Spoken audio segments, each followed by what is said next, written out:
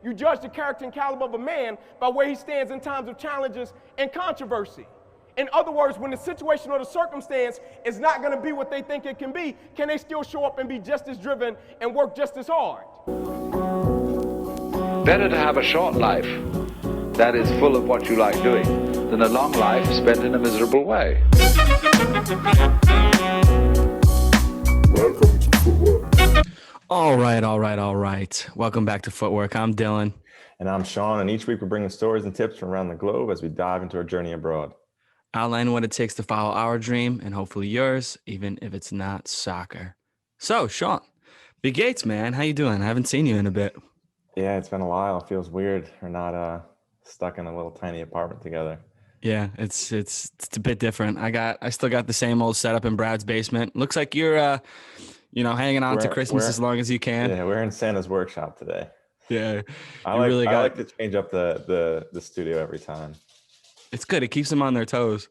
Yeah. And we have the that you have the beach sometimes. Yeah, the beach sometimes. You have the niece's LED light room. Who's that dog scurrying in the background? That is Mia. So if you hear barking, which I would be, if she doesn't bark throughout this whole episode, she definitely deserves a nice treat, Well, let's see when she barks. She probably just disagrees with us. So let's see. That's true. When she does it, that is true. Yeah, we didn't anticipate this to be a guest episode, but here we go. Today we're back. We're on those. We've taken a little break and kind of wanted to come back to some of these ideas. We had to get Wagsy on. He did well, but we're back to some of the roots of footwork. And today we're talking about, I think it's perfect, obviously, because of this whole year and this whole COVID year and still how we're not out of it and still how it's so up in the air. But today is the uncertainty. So it's completely, everything's up in the air, right? So everything for this whole year has been so uncertain. Everyone's been dealing with not the same exact things, but very similar things in their different realms. And yeah, we really want to touch on how you can go about it, how you can improve, how you can, handle these day-to-day circumstances where everything is, not necessarily in your control. But yeah, the uncertainty, we're back. What do you have to say, Sean? Yeah. I think this is a topic that I almost feel, we got the guest coming along here if you hear nails. It's hard to concentrate with the screen. I could see it in your eyes. You were like, wait, what is today's episode? So this is kind of like the foundation of when we started the podcast back in March. That was the beginning of this incredibly uncertain time with the lockdown happening. Something kind of our generation or the world hasn't seen for a really long time. And we almost started the podcast because of it and due to it. I think it gave us a push. It gave us a push. Right. We had talked about it before this was even an idea, but right. Back when you were living in a closet.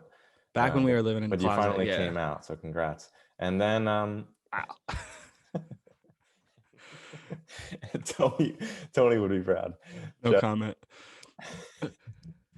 And Tony is our roommate, former roommate. Let's clarify that. Yeah. I mean, you're throwing out guys' names too. Everyone's gonna get the wrong idea, but hey, 2020. Yeah, and I think we've touched on this. It seems like every episode we come back to this, but I think it's a really important point: is to control the controllables, and you can take control of every situation possible by, we talk about extreme ownership, but regardless of whatever situation is happening around you, there's always things that you can control. Yeah. Right. And you have 100% responsibility over. So for example, the simplest one is as soon as the lockdown happened, we said, okay, let's order a kettlebell. Let's start we'll work in the morning. We'll teach the English. We're going to work out. By the time we're done with the things that we have to get done every day, it's like 4 or 5 o'clock. Right. So we've earned the day, regardless of what's happening outside, and you can't go outside with more than one person and so on. We still got it in. And it's almost, we were more productive during that time than beforehand. So I think we were, that it would take you a step back, but actually I think we went a step forward.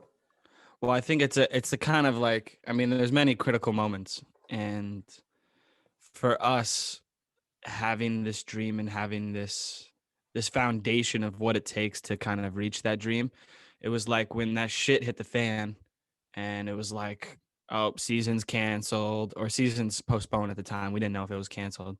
Added to the uncertainty though, but it was like season suspended. You can't go outside.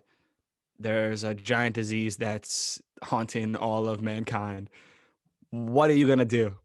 And you know, I don't want to come off as like, I don't know the word, but you know, like look at us and don't, you know, because everyone could have approached this differently, and it's not to say that you're inherently wrong if you chose a different way.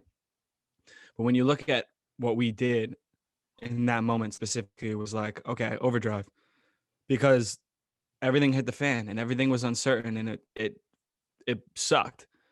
But it was like, what can we control right now? We can control our strength. We may have lost some during these first months because ultimately when you're training, soccer specifically, you're doing a lot of running. You may be losing a bit of muscle, especially, you know, I mean, really everywhere in your entire body. Some you may some gain, but overall you're really losing in that. So that was like one of the first things. It was like, okay, let's build up some muscle. We got the kettlebell. Let's think of what workouts we can do and expand and really challenge ourselves. And then it was like, holy shit, we have a lot of time, you know, because you do a workout, you can't, I mean, you can't work out for 5 hours. No. So for us, we work like what, 4 or 5, 6 hours a day, depending on the day. And then it was like, you know, we have so much time. Now you can sit there in that time and you can kind of feel sorry for yourself or like blame it on other things, like, oh, you know, this happened. But it's like fight or flight. Yeah, I said that right. Yeah. So in those, I mean, obviously this wasn't, you know, inherently life or death, this moment, but all these little moments kind of add up. And it's like when your back's pushed against the wall, you know, you can choose 2 different ways. You can fight, you know, get a kettlebell, start working out, push yourselves, learn new things, you know, all of these things that a lot of people did during the pandemic and still do during the pandemic. Or, you know, you can kind of sit there blaming on it and, you know, hope for the best. Right. And shy away from it. And shy away from it. And I'm not here to judge if you did that, because, you know, we all handle these things differently. But for us, I know that was impossible because, you know, if we did that, then it's kind of just it goes against what we believe in. Yeah. And to piggyback off that, we've been doing this for years now. I mean,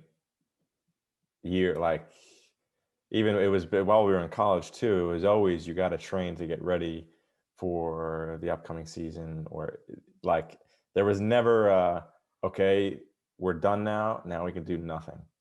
Like that was never the mindset. So it was so natural that, okay, we have a lot more time than we normally would have. Yeah, exactly. We don't have to spend 8 hours on a train every day. So let's do something productive.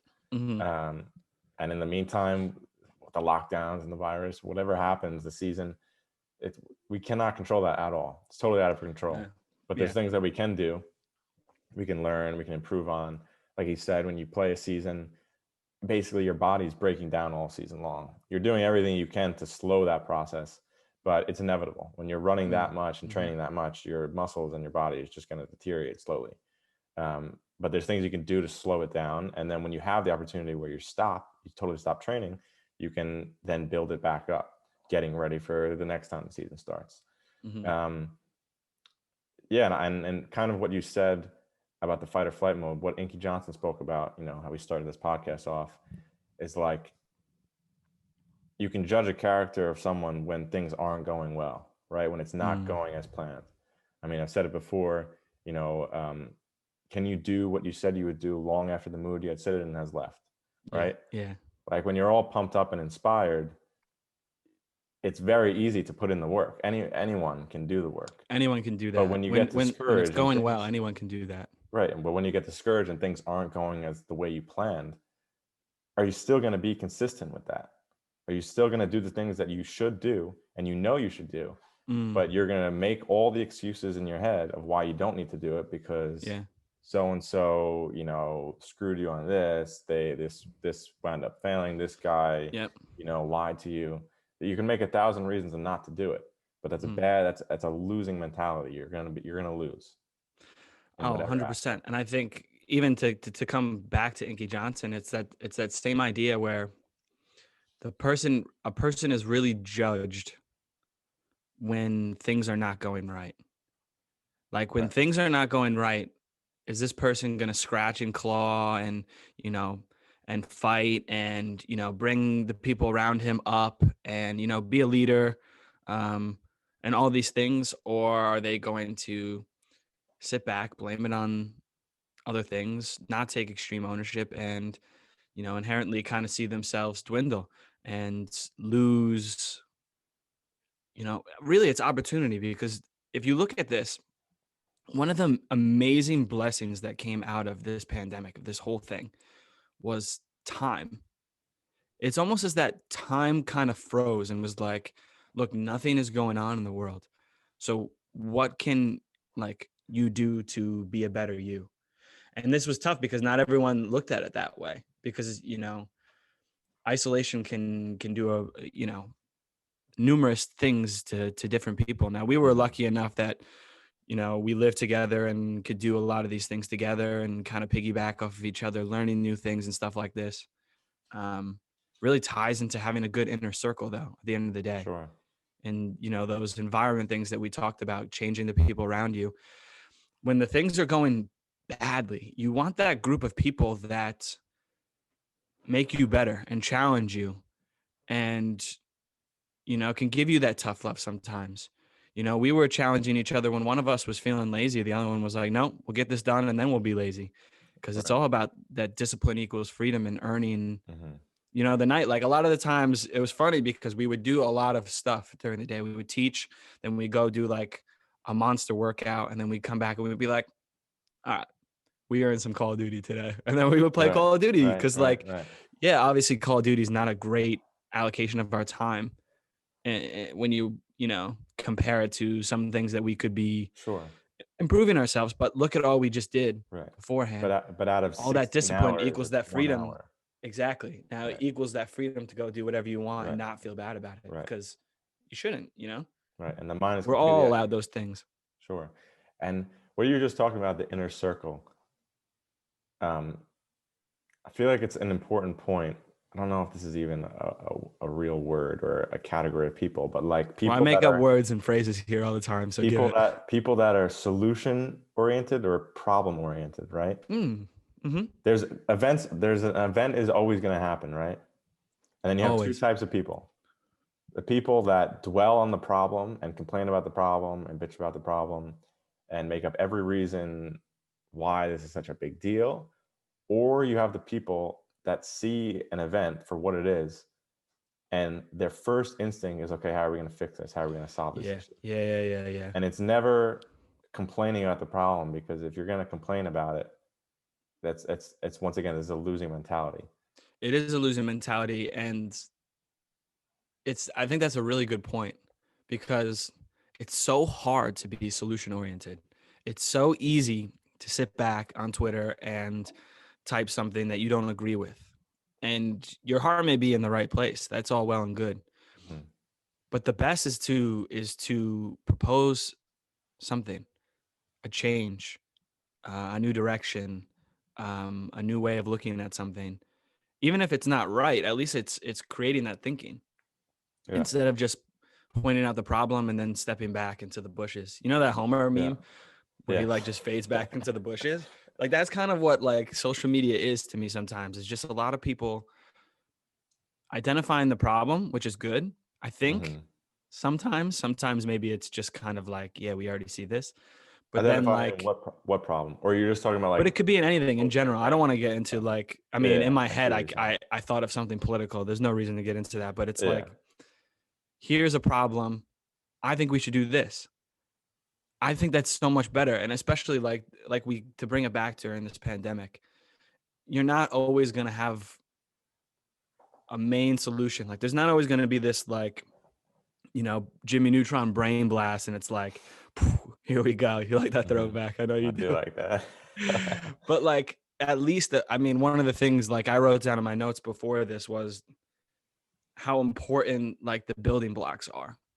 So instead of like, all the chips fall down, we're in a pandemic, there's nothing to do. Obviously, there's not many like full on solutions, but what you can do is propose building blocks that can help you become a better person, better athlete, better at your job, better at preparing yourself for the next opportunity. You know what I mean? Like Right. to give an example, that relates actually to your inner circle and then being solution oriented. We'll come back to him again. One of the guys who helped get this off the ground because he came up with the bio and the name, Noah Daly. Shouts out to Noah. Head of journalism, I think. Yeah. Titles are fluid in footwork. Titles are very fluid. Shout out to head of mustaches. Yeah.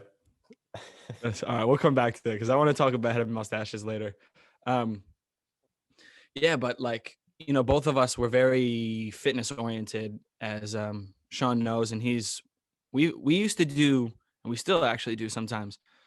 We would do like FaceTime Zoom workouts because you can't be with more than one person. So let's add some people into this workout regime, and then they push us.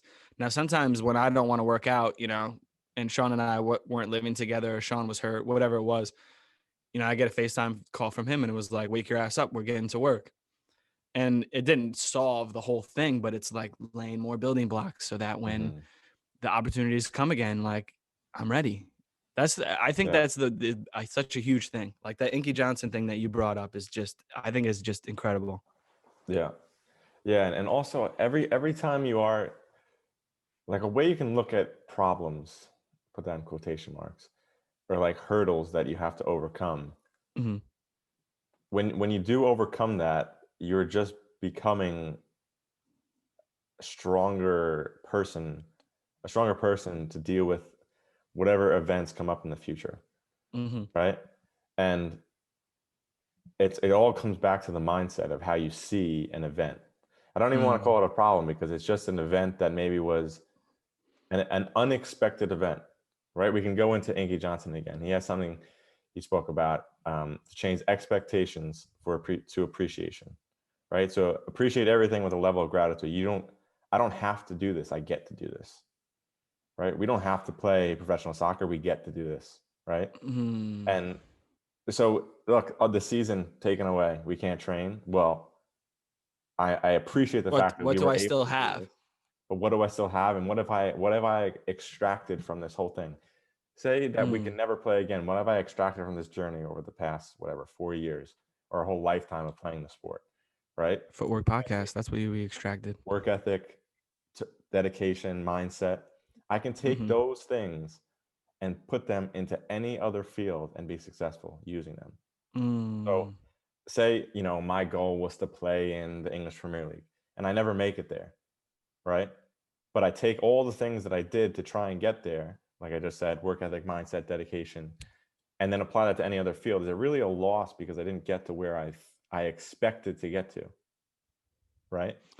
Versus look at all these things that I've extracted from trying to get to this point, and I can take this into any other field, and now I have a step up on everyone. Because this is ties perfectly into making sure that you have the correct direction and not being so specifically goal oriented. Right. Because all those things that you said, like, look what you extracted, work ethic, mindset, whatever comes next for us. People ask us this all the time, is like, what's next after soccer? And we both don't really know, but we know all these things that we've learned from these experiences are really just tailoring us to be, or try to be the best in whatever we do next. Yeah. Because it's the same thing. It's the building blocks and it's the process. Yeah. Our process is it's really just to be the best we can at whatever we do. Exactly. Right. And there's so much out of our control that we know in this game that really the most important thing is just become the best player you can possibly be. Network helps a lot too. And then after that, it's so out of your control that if it doesn't happen, that it is what it is. We've done the best we can do, right? And along this process, what's more important? What you acquire, who you become. You know, does this little medal that you got for winning a cup game, is that more important than the person over the past 26 years that you've become trying to get to this point? And I like this. So this is like, it's like eliminating the outcome and eliminating rewards, because the process is so much more important. And I mean, it's in any realm. That's really like the truth of it. In any realm, exactly. Is like with all of these things. I don't know if could you hear that? My dad outside just sneezed. That would have been really funny. Oh well. Gesundheit. Threw me off for a second. He knows German. He'll understand. He does know a little bit of German, actually. Yeah, my dad, like, random story. My dad, like, backpacked through Germany and just picked up, like, odd jobs, dishwashing, and learned German. And, like, yeah, it's like, what? And, like, sometimes we still, like, since I've gone to Germany, now we'll say a little things to each other. Obviously, it's einfach Deutsch. So, you know, easy German. This is what the guys on the team tell me to do. They say, speak easy German until like you can. Yeah. But yeah, I mean, I can't remember where I was going with that point. Well, we're talking about like focusing on the process. What you got there? Protein shake. Wow. We got Spicy. ice cubes, water, bananas, yogurt, protein powder, peanut butter, chia seeds. Nice. I think that's it. Dedication. It's funny. It's funny. I'm going to say at this point, someone asked, because, you know, now that I'm here, I've met so many people, mostly adults, like older people, the parents' age. And I've gotten asked a few times, like, because of my injury with my foot, and it seemed to, you know, not be healing, but today is the second day that I've run on it, feel completely fine. So that's some good news, but take it day by day. But, you know, they asked, what if your foot is not good? Like, what are you going to do? Like, what are you going to do next if you can't play soccer anymore? And after saying, like, that's not going to happen, it's going to be better. But it's like, that's not what I'm thinking about right now, because I know that I'm 1000% dedicated to being the best player I can be. And whatever I want to do next, there's endless opportunities. I can't tell you the field or the job that I'm going to do. That's not how I think. But I know whatever it is that I'm going to go into, I'm going to be very successful in it. Just because what we just talked about, I'm going to extract everything outside of the soccer things. I'm going to take extract everything outside of that and bring it into the next field that I do. I think all of these soccer lessons, you know, can go really hand in hand. You know, sometimes we may be reaching, but like, you know, especially with trials and then getting a job, like, to me, it's kind of the same exact thing. It's like the same exact lessons, and then it's just applying them. It's funny because, like, when you said that, I was like, I bet Sean has never even thought about, like, what if this foot injury is the end? Because there's no way that he thinks that that's a possibility, one. And like, it's kind of those things, like, with uncertainty in general, is like, it's like, until the fat lady sings, you know what I mean? Like, until it's completely over, that's when, okay, I'll take my foot out. But having one foot in and one foot out is, like, I think it's so detrimental in anything that you. It's always going to hold you back. Yeah. It's always going to hold you back. Let's sit on injuries for a second, though, because, like, this is, I mean, how long have you been out for? I mean, luckily, it's been a blessing that the season has been postponed in your eyes, but like, So, but like, how long have you been? In fact, today we're recording this on December 30th. January 4th, that'll be 4 months. It's a long time. 4 months. And here's the thing, though, and we've touched on this, but what makes it, I think, even harder and more uncertain is that you haven't really been 100% diagnosed still. Yeah, which is insane. And which is insane. And a quick update.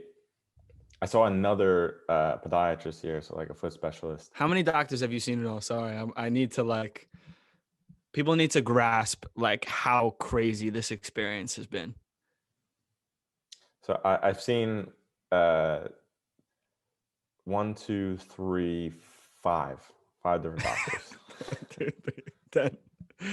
Five different doctors. I mean, and 2 American, 3 German, 4 German, so 6. Essentially, every single one has been a little different than the other. They've at least all had some a have been slightly way different opinion, but some have been. Yes. So I mean, for me, like, you know, the body is my temple is how I kind of look at it. But I'm also just really interested in this stuff, just like maximizing your physical potential. And this is, I mean, this is something that sorry to interrupt you again, but just I think is a great point that ties to us is that your interest in this is very good for soccer, but it can be very good for something outside of soccer when you're done. So like think of all this information that you're gaining, right? That people probably, you know, like went to college for, and you could be getting the same amount of information. Yeah, man. I've always, and this isn't say I want to do this job, but like I've always been interested in like doctors or massage therapists that are specialized. You know, like when you have, for example, you have an injury and no doctor's giving you the right answer, you go to this person and they magically fix it. You know, like that's always been fascinating to me. Like I know a guy who specializes in ART, which is like, it's called active release therapy. It's like a massaging, but you're flexing the muscle while he massages it, and he's basically manipulating scar tissue. And I know countless people that have had muscle injuries, back problems just for years, and they go to him, and after a few appointments, it's fixed. And it's like that kind of thinking where, you know, it's hard to learn by a book, some of this stuff. Yeah. Like it is important to know the anatomy, and you need to know all the muscles and the bones and the joints and all that, and have a foundation. But then you got to take a step further. Another crazy thing. So there's a lady here, one of my parents' friends. She had really bad arthritis in her fingers. Some guy here has like bees, like a bee colony, whatever. They make honey and stuff. He apparently bee venom, if you sting arthritis, it fixes it. She has no more arthritis in her hands. He stung the finger with arthritis, right? So talk about this is way out there, conventional medicine. Fingers are completely fine. Then I just read a magazine when I was back in New York, and did your dad sneeze again? Because I'm tight. No, I think he. No, but I can see my dog out the window. But then I read a magazine, and they were talking about how the same thing, bee venom, has cured breast cancer in people.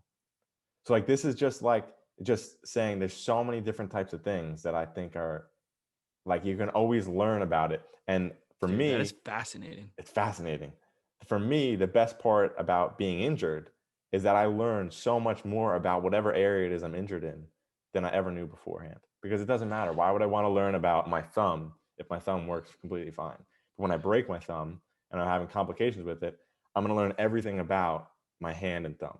Right. Dude, that is like, I mean, what a great way to turn a negative into a positive. I can't imagine many people can look at this the same way and say, I have an injury. Okay, this is an opportunity to learn about this part of the body.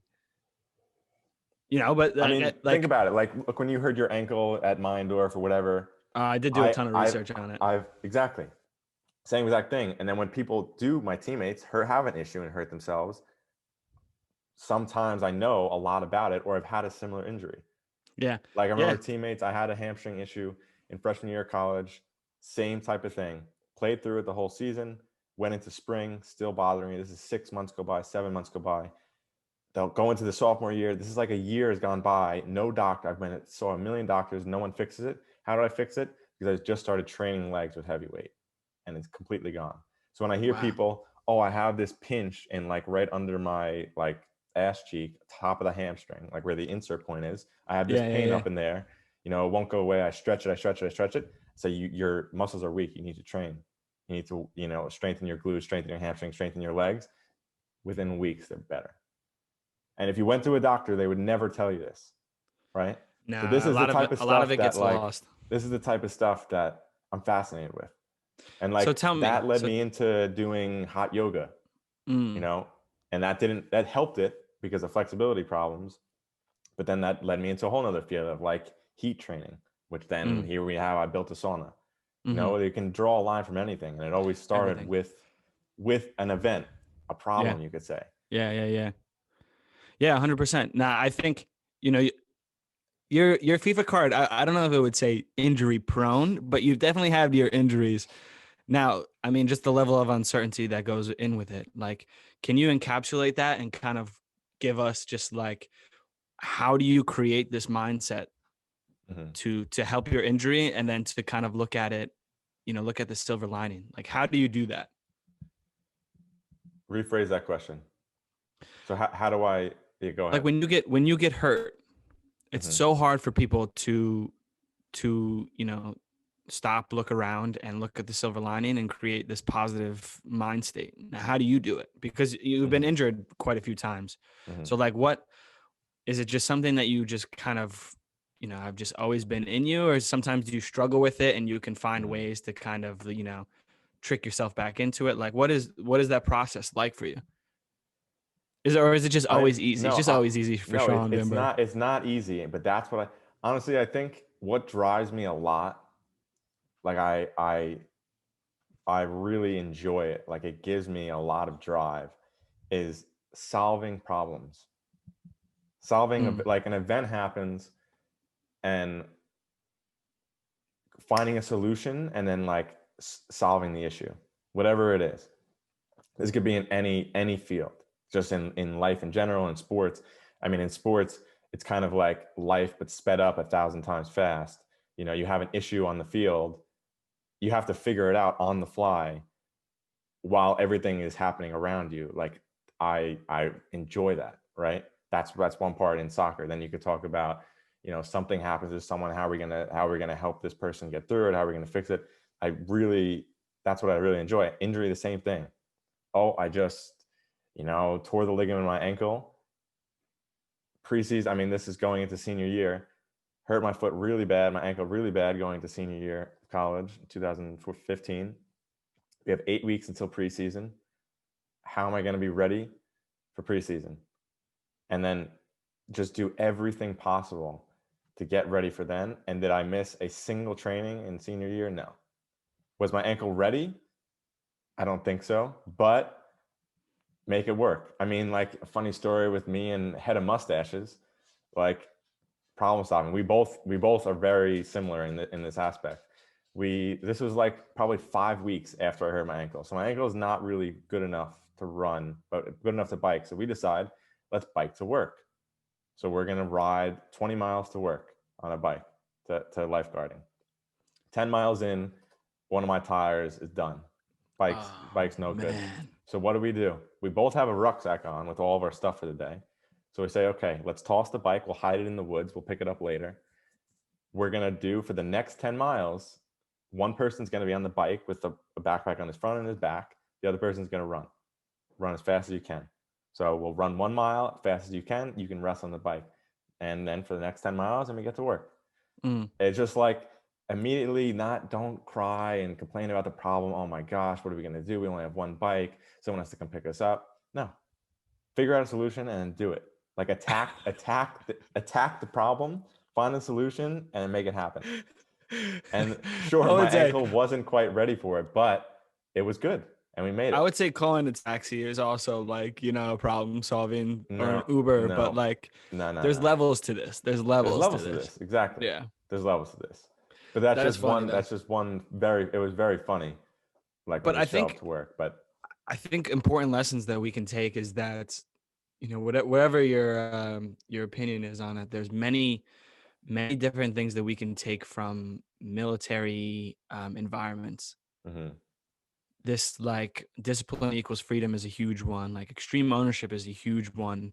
It all ties into leadership. And another thing is like, you know, those little things that they do that keep you kind of structured and grounded. Like when you wake up, first thing you do is is what you make your bed.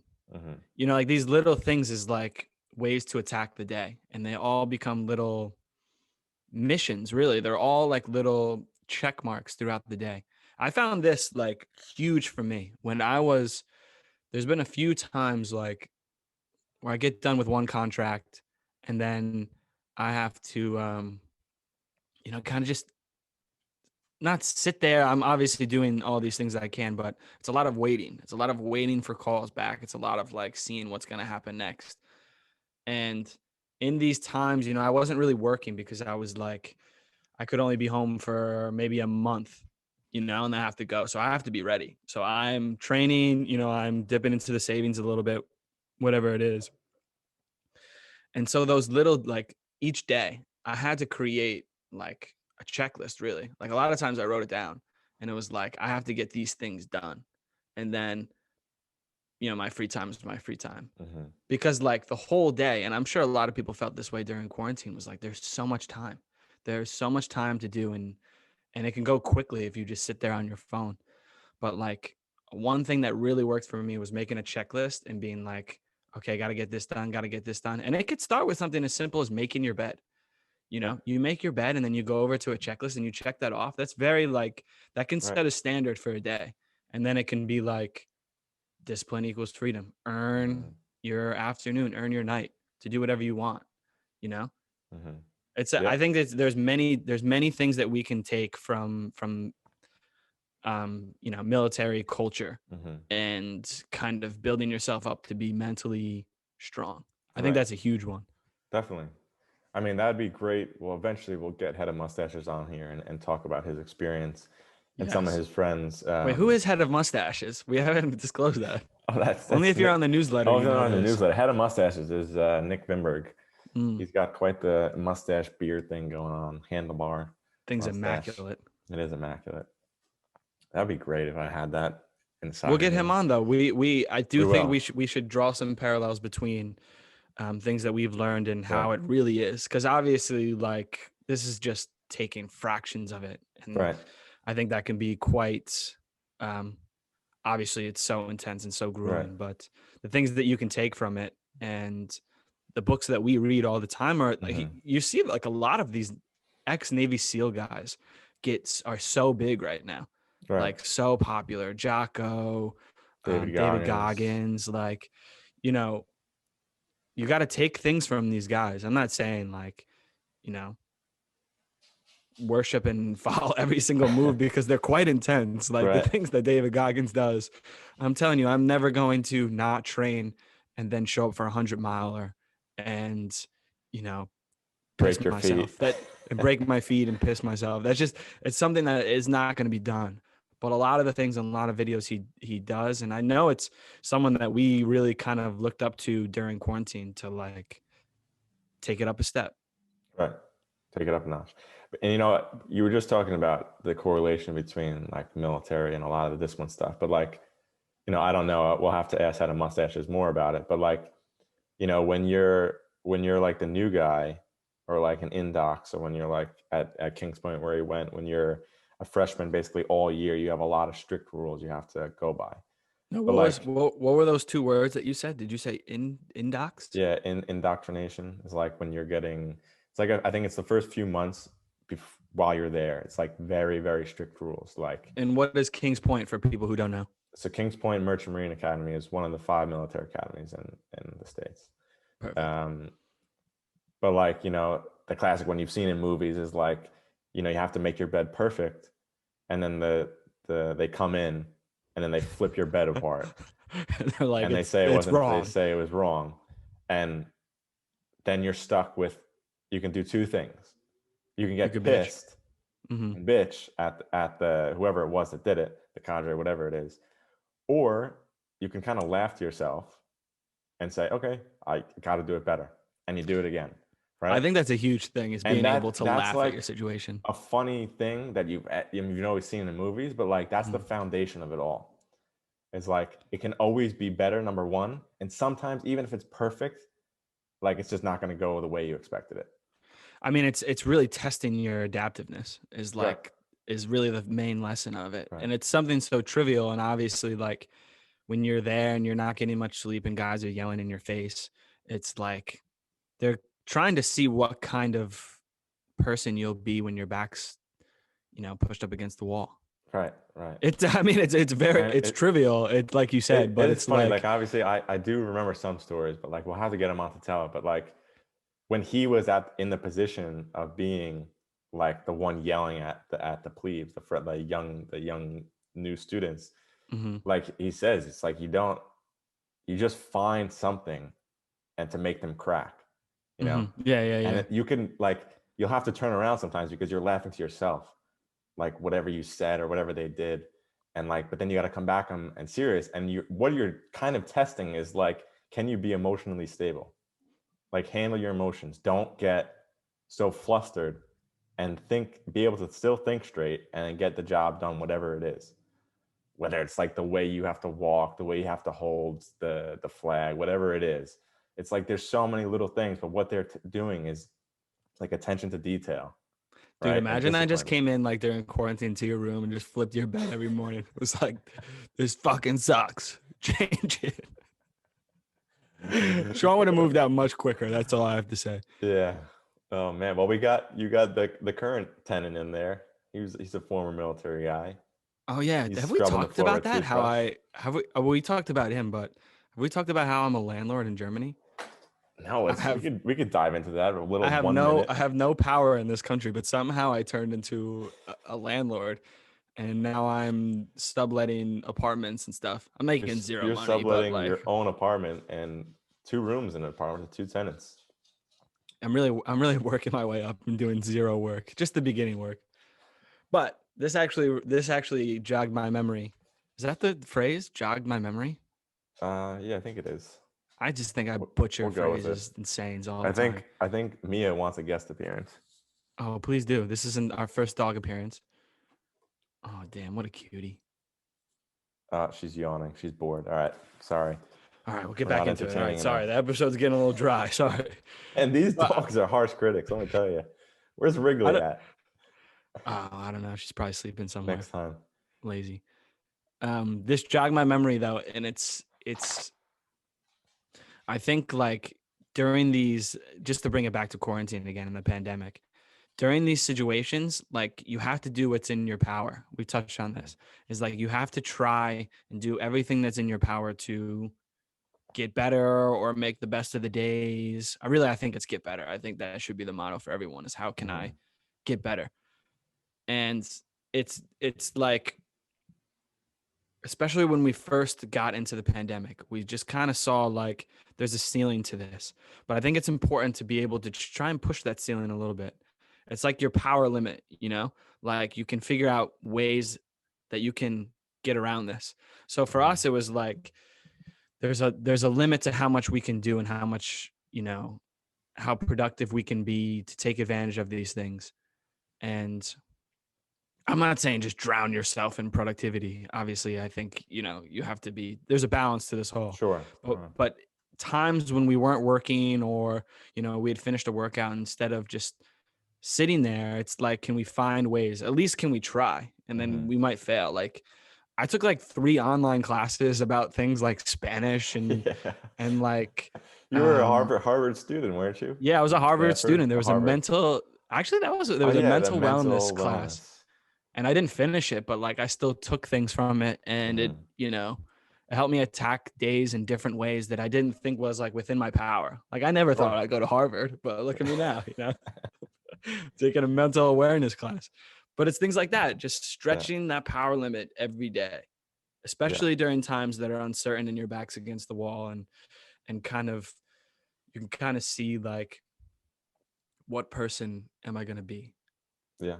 And obviously, like, there's tons of relapses that happen in this, where Sean will take down 2 dozen cookies, or, Dylan will. What? No problem. No problem. We attack it again tomorrow. 2 dozen, but a dozen donuts. We take it. You just, put that to the side and you take it on again tomorrow. Exactly. Sometimes you got to give the body something to handle, Like, sometimes you do, yeah. Oh, you just gotta test it. Like, can you handle this right now? Lettuce and carrots. Here's Here's a Now pound of sugar. Deal with it. here's some processed sugar and American style cookies. I love Yeah. how they put that in Germany. Yeah. American style. These are a One lot more sweeter than thing. everything else. What'd you say? These cookies are a lot sweeter than everything else.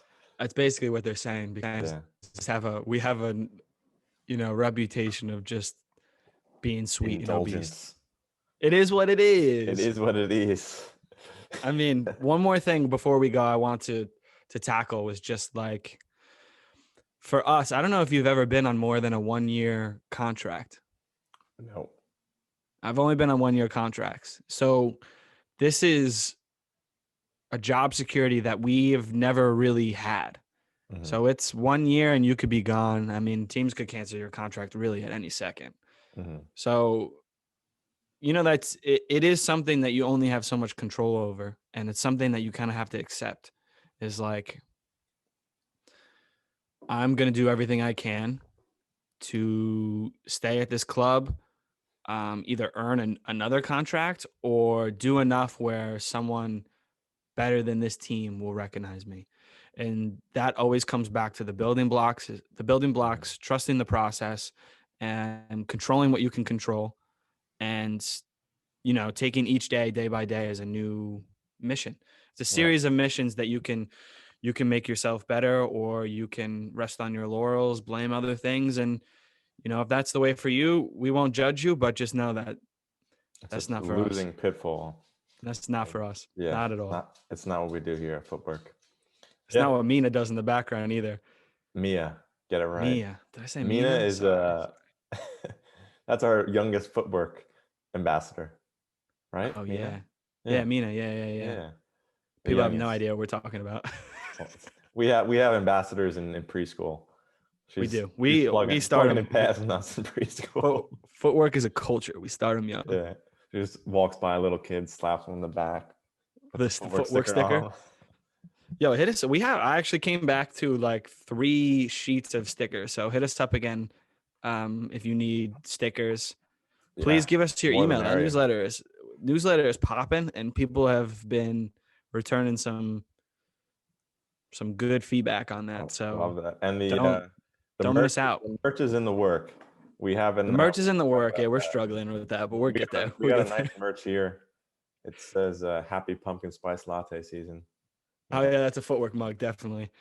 And lastly, thank you to Wags, who lost to us and is a degenerate, responsible gambler. He's setting the first payments on our first sponsor post. Hopefully, we can reach some new people. Which will be out by the time this episode comes out. Oh, it will, yeah, because we're gonna drop it New Year's Day. So that sponsored post that you're seeing on Instagram, but just send Wags a message and say thank you. Send Wags a message and say thank you. Thank you. If everyone could flood Wags' DMs or his Twitter handle, I think it's Superkeeper33. Just send him a message.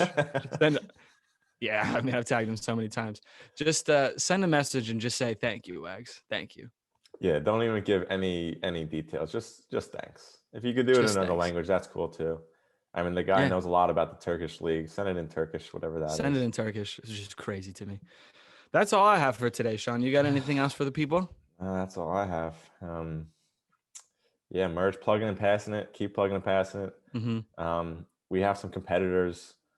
They're starting to run their mouth a little bit. Aristocrat Soccer Podcast. We'll give them a plug. They need the help. And no, I don't think they need our help, man. They put out more episodes than Joe Rogan. So honestly, they're credit to them. I couldn't do it, but credit to them. I think their quantity rate is it can't be beat, really. I mean, I think they're doing 3 a day. I can't beat it. I can't. I just feel like they wake up at like 2 a.m. and then they just do a podcast, and then they go back to sleep and then like do a podcast. I mean, hey, talk about discipline equals freedom, man. Those guys are. That's right. They're holding us to a higher standard. We're out here putting one up every 6 weeks. We'll have to collab. We'll have to collab with them though. That would be a really funny episode. We'll have to collab. Well, shouts out to them. Keep plugging and passing. Give us your email and we'll spam you with some fresh newsletter shit. And eventually merch. Eventually merch And yeah, things are uncertain. We have factory shutdowns right now. It's the problem. Yeah, this is the problem. I mean, we're gonna start. You know, we have to take it upon ourselves though, extreme ownership, and we'll just have to stitch it ourselves. So look out for merch on the way, and everyone enjoy 2021. Big things to come. Big things to come. This is the first episode of 2021. Look at that. Wow. All right. Yeah. It is. Footwork. Yeah. Big year coming up. Big year. Doing big things. Big things. So until next time. Keep moving forward. Keep learning. And make your own path. Peace. Better to have a short life that is full of what you like doing than a long life spent in a miserable way.